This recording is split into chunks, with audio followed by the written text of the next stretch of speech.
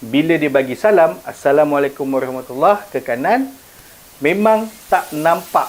Ekor mata ni tak nampak ada orang pun. Dia tolak dia gini kan.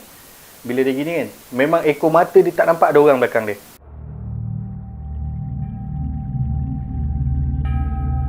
Assalamualaikum semua. Selamat datang ke Harik Sam Simon #Hari Semalam. Video kali ni kita kembali ke konten Bila Kawan Buka Cerita. Cerita kali ni datang daripada kawan aku, subscriber aku yang bernama Am. Biasalah, kita letaklah nama konon-konon. Aku letak dia Am. Kisah yang dia ceritakan kat aku ni adalah kejadian yang berlaku semasa dia praktikal ada dekat satu tempat ni. Dia belajar dekat utara tanah air. Dia praktikal dekat selatan. So agak jauh lah. Dia belajar dekat utara, praktikal kat selatan. Bukan main lagi. Dia ingat sangat kisah ni sebabnya masa tu dia muda-mudi, zaman remaja lagi. Sebab tu cerita ni masih segar dalam ingatan dia. Katanya sekarang ni kalau kena apa-apa pun, kena kacau pun, dia dah tak kisah sangat. Katanya lah. Tanpa membuang masa, tanpa berlama-lama, jomlah kita start Bila Kawan Buka Cerita.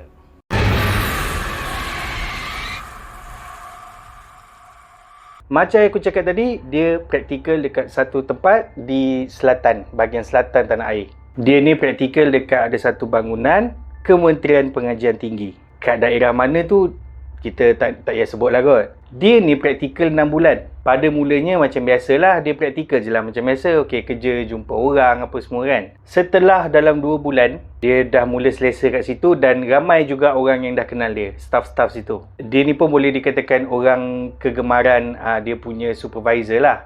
Kita letaklah nama supervisor dia Puan M. Biasalah budak praktikal, untuk cari pengalaman kerja, kenalah buat itu buat ini. Satu hari ni dia kena buat kerja terlebih sampai termasuk masa makan lah macam tu. Tapi bagusnya Puan M ni, dia kata lepas lunch time tu dia boleh masuk lambat sikit. Jadinya si Am ni buatlah kerja tu lebih sikit sampailah masuk waktu Zuhur. Masuk waktu Zuhur dan dia stop buat kerja dan pergi makan. Dia keluar pergi makan, yada, makan semua siap, dia balik semula ke office. Selalunya untuk solat Zuhur, dia akan singgah masjid depan office dia. Tapi masa tu dia fikir untuk, aku nak lipat surau lah, lalang dah boleh, kata orang ni dah boleh masuk lambat sikit lepas lunch kan. Dia pergilah ke bangunan office dia ni. Bangunan office dia ni bentuk T. Surau yang terletak dalam bangunan tu, dia dekat T yang bahagian atas ni, yang T ni terletak dekat hujung sekali. So dia pun pergi surau tu, jalan, pergi ke surau tu. Kawasan surau tu memang sangat jarang dilalui orang. Sebab apa? Dekat kawasan tu selain ada surau, ada bilik meeting dengan macam bilik seminar gitulah. Kan kat situ bila bilik meeting dan bilik seminar memang jarang lah orang akan masuk. Sebab apa? Bukan office utama. Dan juga kawasan tu hujung, memang hujung sekali. Surau tu terletak dekat hujung sekali. Hujung T tu hujung sekali. Pergilah dia ke surau tu. Memang surau tu tak ada orang lah. Macam aku cakap tadi, tempat tu agak hujung dan jarang orang datang. Lagi pun masa tu lunch time. Orang pun mungkin dah habis solat katnya. Dia ambil wuduk dan teruskan untuk solat. Dia pun start solat. Dia seorang Okay, dia angkat takbir. Allahu Akbar. Rakaat pertama, settle. Rakaat kedua, selesai. Masa dia naik rakaat ketiga, dia angkat takbir. Allahu Akbar. Dia dengar dekat belakang suara orang angkat takbir juga. Allahu Akbar. Dia macam separa berbisik. Dia macam Allahu Akbar. Macam tu. Dia dengar dekat telinga dia. Dia cakap okey, mungkin ada orang yang nak jadikan dia imam. Tapi yang dia pelik, kenapa dia tak tepuk bahu dulu? Okay, tak apalah, dia teruskan. Masa rokok rakaat ketiga tu, kita tunduk kan, rokok kan, ekor mata dia tak nampak sejadah dekat belakang. Dia tak nampak ada kain sejadah apa, tak ada. So dalam hati dia, dia tak pentang sejadah kot. Dia teruskan, okey, sampai sampai ke sujud. Dia naik balik. Masa tu rakaat keempat. Rakaat keempat punya rukuk, kali ni dia tengok betul-betul, tak pakai ekor mata. Dia tengok betul-betul. Dia macam bila rukuk tu dia tengok betul-betul lah. Macam tu. Dia macam separa toleh lah. Memang dia tak nampak sebarang sejadah. Sepanjang solat tu, lepas dia dengar Allahu Akbar tu, setiap takbir dia akan dengar Allahu Akbar. Lepas tu ada suara-suara bacaan yang sikit-sikit. Dia macam separa berbisik. Dia macam masa rokok tu, Subhanallahil azim wa bihamdi. Dia macam tu. Tak apa, dia teruskan lagi sampailah sujud terakhir dan tahiyat akhir. tahiyat akhir tu dia baca sampailah ke salam. Bila dia bagi salam, Assalamualaikum warahmatullahi ke kanan, memang tak nampak. Ekor mata ni tak nampak ada orang pun. Dia tolik dia gini kan. Bila dia gini kan, memang ekor mata dia tak nampak ada orang belakang dia. Dia salam ke kiri pula dan dengan pelan-pelan dia toleh balik ke belakang. Belakang dia kosong, tak ada orang. Lepas tu dia bukan setakat toleh macam ni, dia toleh badan pula lagi. Tengok betul-betul memang tak ada orang. Dia rasa masa tu darah dia terberhenti kejap, bulu roma dia terus naik. Dia yakin yang dia sangat dengar belakang dia tadi ada orang jadi makmum. Belakang dia dengar suara takbir, dia dengar suara bacaan-bacaan dalam solat tu. Dengan tenang dan perasaan yang dengan jantung yang laju, dia bangun pelan-pelan, dia lipat sejadah, dia letak sejadah atas tempat gantung, gak gantung tu. Dia jalan, dia tutup kipas, dia macam dia bergerak tu macam okey, dia macam dia nak lupakan tapi benda tu dalam kepala. Dia macam senyum je lah. Okay, dia tutup kipas, dia keluar, dia pakai stokin pelan-pelan, dia pakai kasut, dia pembelah. Tak. Cerita tu dia tak cerita kat orang lagi. Sebab mungkin masa tu dia masih lagi perasaan aku je rasanya ni. So dia macam buat tak tahu je. Tapi dia memang sangat-sangat teringat. Dia dalam kepala dia seharian tu, dia duk fikir je pasal benda tu. Antara ya ataupun bukan. Antara betul ataupun tidak. Dia masih lagi dia rasa macam betul ke tadi ni? Apa benda yang aku lalui ni?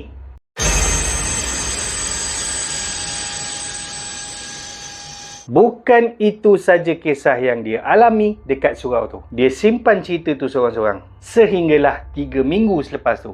Kalau tadi dia pergi solat tu agak lambat, kali ni dia pergi solat tu awal. Dan masa tu dia makan awal. Maknanya dia lunch awal. Dalam pukul 12 dia dah lunch. Kebetulan masa tu Zohor masuk awal. So dia pergi solat awal. Dia pergi dengan staff-staff lain. Sebab masa tu bila Zohor masuk awal, dia orang decide untuk Zohor dulu, solat dulu, barulah pergi lunch. Tapi si Am ni dah lunch dulu. Pergilah juga dia dulu dengan staff-staff tu, dengan abang-abang kan. Sampai surau, dia pun solat jemaah. Settle. Abang-abang tu nak pergi lunch, nak pergi makan. So Am ni cakap, tak apalah abang pergilah, saya nak lepak dekat surau lah. Sebab yelah dia pun dah makan kan. Dia pun lepak lah dekat surau tu. Dia buka kipas, wifi pun laju. Sambil-sambil tu dia tengoklah, dia layanlah sosial media. Dia tengok TikTok, dia tengok Reels Instagram. Scroll apa yang ada kat sosial media tu. Tiba-tiba dia dengar ada bunyi tapak kaki. Macam ada orang berjalan. Okey, bunyi dia macam orang pakai kasut kulit yang tapak keras tu berjalan dekat simen, berjalan dekat mozaik. Tahulah, kletok. Dia buat tak tahulah, dia macam okey ada orang nak datang solat. Dia mainlah phone. Bunyi tapak kaki tu lama. Dia macam tapak kaki tu berjalan ulang alik depan tu. Pada mulanya dia terfikir macam asal abang ni tak masuk-masuk. Lepas tu dia macam biarlah dia nak pergi mana-mana lah. Mungkin dia lalu je dekat depan surau tu. Tapi macam aku cakap tadi, surau tu dekat ujung. Tempat tu jenis orang yang tak selalu orang lalu. Memang jarang sangat orang lalu dekat situ. Time lunch pula tu. Dia masih lagi dalam keadaan buat tak tahu, dia macam antara memikirkan tu sambil tengok phone. Dia macam mana lah perasaan tu. Buat tak tahu tapi terfikir. Tapi macam taklah. Macam tu. Tiba-tiba bunyi tapak kaki tu berhenti. Dan dia dengar bunyi pintu bilik wuduk terbuka. Surau ni ada tempat solat, ruang solat. Lepas tu tempat wuduk terpisah. Tempat wuduk tu ada 2 pintu. Satu boleh masuk daripada luar, satu daripada dalam. Maknanya dalam surau lah. So dia dengar yang pintu luar tu terbuka. Macam okey, masuklah, orang tu masuklah. Dia dengar tapi dia still main phone. Dia dengar masuk, dengar juga air pipe terbuka. Air pipe terbuka tu, bila air terbuka gitu kan. Bila kita lalukan tangan ke apa, bila kita lalu tangan dia akan macam tu kan. Itu yang dia dengar. Siap dia dengar bunyi orang berkumuh lagi. Maknanya bunyi tu memang bunyi orang tengah wuduk. Okay lah, tak apalah. Dia macam, okay ada orang nak solat. Dia main je. Dia main phone macam biasa. Maknanya dia tak fikir apa-apa. Sampailah bunyi pipe tu tertutup. Bila bunyi pipe tertutup, pintu yang nak ke dalam surau tu, dia dengar dan dia nampak pintu tu terbuka. Tapi tersekat. Dia macam terbuka, tersekat macam ada benda yang ni. Lama dia macam tengok, dia main phone, dia tengok, kenapa tersekat ni? Dia macam tengok, macam tu kan. Dia bangun, dia macam, bangun lah. Dia nak tolong. Tak tahu kenapa benda tu boleh tersekat. Dia bangun lah nak tolong. Dia pun buka, dia pun tolak daripada dalam surau ni. Dia macam, terbuka je pintu tu. Dalam tempat wuduk tu, kosong.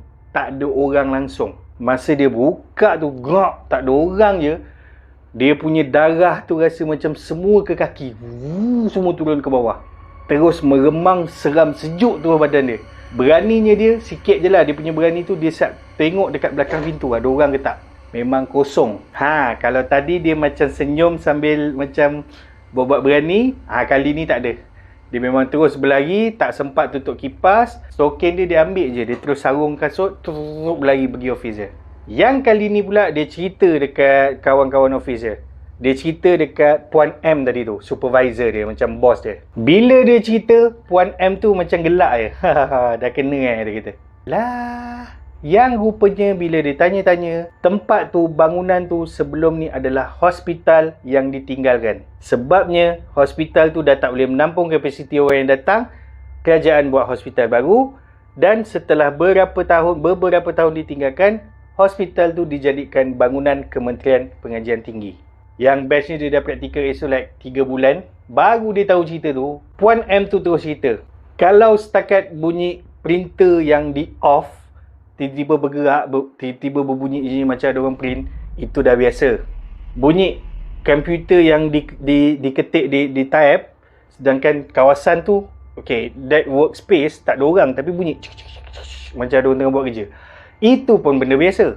Selepas dia cerita tu, selepas beberapa hari, dia kena kacau juga. Dia terima satu panggilan telefon ni, dia angkat, ada budak tengah ketawa. Dia angkat je macam, hello. Ada budak ketawa. Dia macam, siapa yang main phone ni? Budak mana pula yang main phone ni? Dia pun buat tak tahulah, dia letak. Yang tu dia cerita dekat staff yang lain, kawan dia. Brother tu pun gelak. Kau pun dah kena dah. Benda yang sama. Sebab ramai yang dah kena panggilan yang ada orang bergelak. Staff yang dia ceritakan tu pun pernah kena rupanya.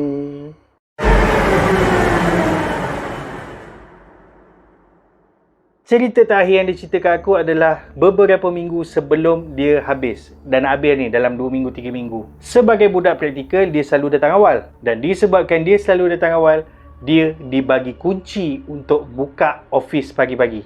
Am ni pula memang jenis suka pergi office awal. Sebab apa? Tak berebut parking, tak ngadak jam. Paus sambal dengan kari pap sardin, nasi lemak pagi-pagi tu pun panas-panas lagi. Al-Kisah satu pagi ni, dia pergi office macam biasa. Dia buka office, dia on semua segala lampu, aircon apa semua. Dan dia makan dekat meja dia. Sarapan yang dia dah beli dekat tepi jalan tu kan. Makan, settle. Benda kalau dah masuk, mesti nak kena keluar balik. Jadinya, dia perlukan toilet. Bergeraklah dia daripada ruang pejabat dia tu ke toilet. Dari pejabat dia nak ke toilet, akan melalui satu bilik seminar. Bilik seminar yang pintu dan dinding dia kaca. Kaca transparent lah yang boleh nampak dalam. Berjalanlah dia dekat hallway tu. Bilik seminar tu masih lagi gelap. Tapi ada cahaya yang masuk sikit ke dalam bilik seminar tu. Bilik seminar tempat tu pula sejenis yang macam kelas. Tengah dia berjalan, mula-mula dia nampak daripada ekor mata ada orang tengah duduk dekat meja paling depan menghadap ke whiteboard. Mula-mula dia nampak kat ekor mata. Lepas tu dia toleh.